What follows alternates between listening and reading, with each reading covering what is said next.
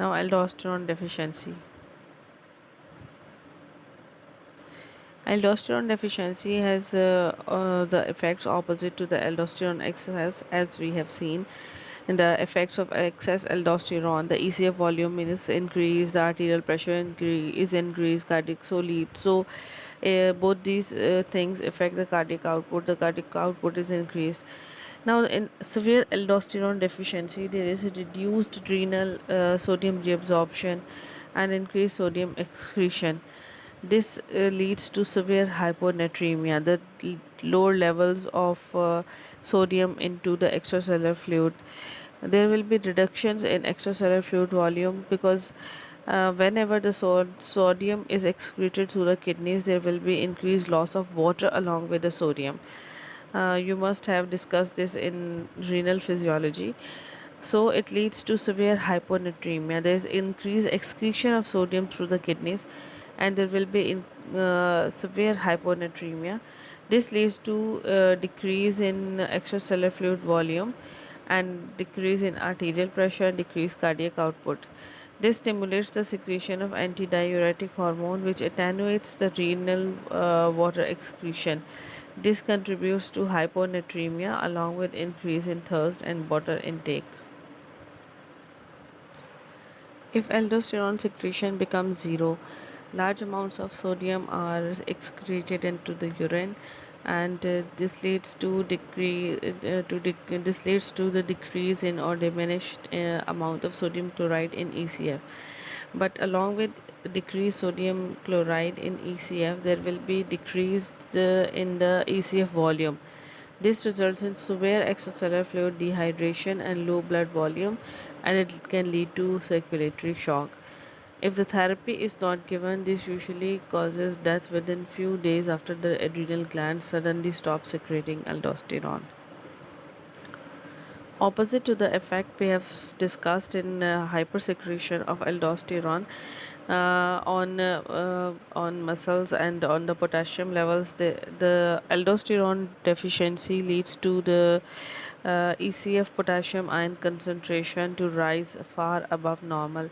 It can rise to 60 to 100% above normal, and this causes serious cardiac toxicity and weakness of the heart and weakness of heart cardiac contraction and development of arrhythmias. This progressively higher concentration, when if it becomes higher and higher the concentration of potassium ions, it can ultimately lead to the heart failure and the death of the patient. Because of these important effects of aldosterone, we can say that aldosterone is a life-saving hormone because the lack of the mineralocorticoid, especially the aldosterone, leads to increased ECF potassium ions and the loss of sodium and chloride ions into the urine. So the patient develops hyperkalemia.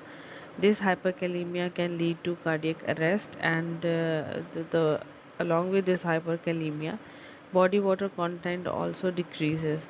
So the patient goes into coma and ultimately death occurs. This entire situation can be prevented by the administration of aldosterone. So it's a life-saving hormone. Cellular mechanism of aldosterone action. As we have already studied about the chemical nature of aldosterone, it's a steroid in nature, and the steroid hormones are lipid soluble hormones. So, first, because of its lipid solubility in the cellular membrane, aldosterone diffuses to the interior of the tubular epithelial cells. Then, in the cytoplasm of tubular cells, the aldosterone combines with its specific cytoplasmic mineralocorticoid MR protein, MR receptor, which has a stereomolecular configuration, and this allows only aldosterone or the similar compounds to combine with it. Although the renal tubular epithelial cells MR receptors also have a high affinity for cortisol, but the enzyme 11 beta hydroxysteroid dehydrogenase type 2 normally converts most of the cortisol to cortisone, which does not readily bind to the MR receptors.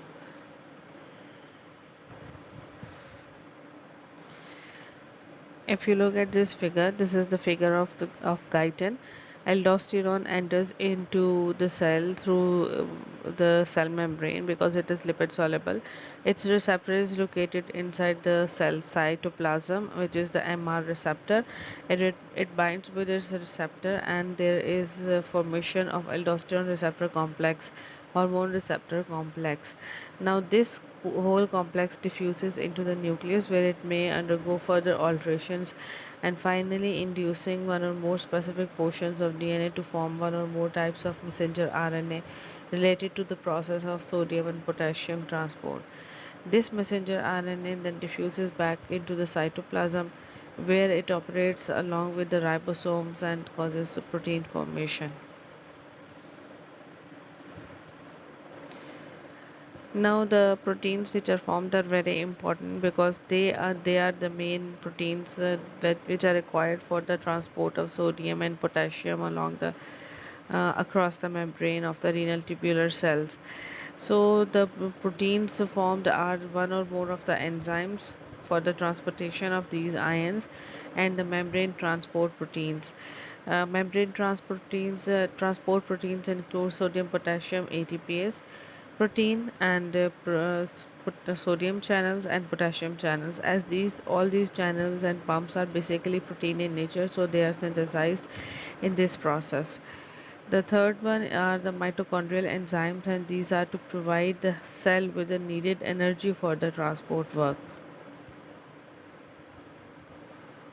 Sodium potassium ATPase serves as the principal part of the pump for sodium and potassium exchange at the basolateral membrane of renal tubular cells.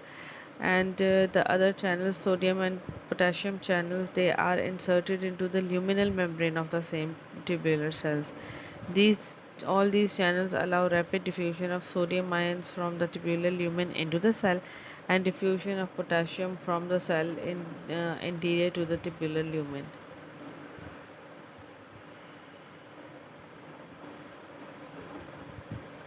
This figure shows the channels, the circles around the channels, and the mitochondrial enzymes which are synthesized by the action of aldosterone. Some such studies suggest that many steroids, including aldosterone, elicit not only the slowly developing genomic effects, but they have the latency of 45 to 60 minutes and require gene transcription and synthesis of new proteins, but also they have some non-genomic effect, which are rapid effects, and they take place in few seconds or few minutes.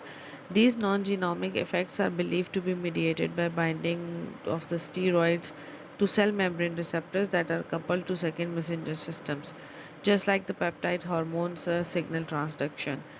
So the aldosterone increases the formation of cyclic AMP in vascular smooth muscle cells and in epithelial cells of renal collecting tubules in less than 2 minutes. In other types of the cells, the aldosterone rapidly stimulates phosphatidylinositol secretion, IP3 second messenger system. However, the precise structure of the receptors and responsible for these rapid effects of aldosterone have yet not determined, nor the physiological significance of these non genomic actions of steroids are well understood.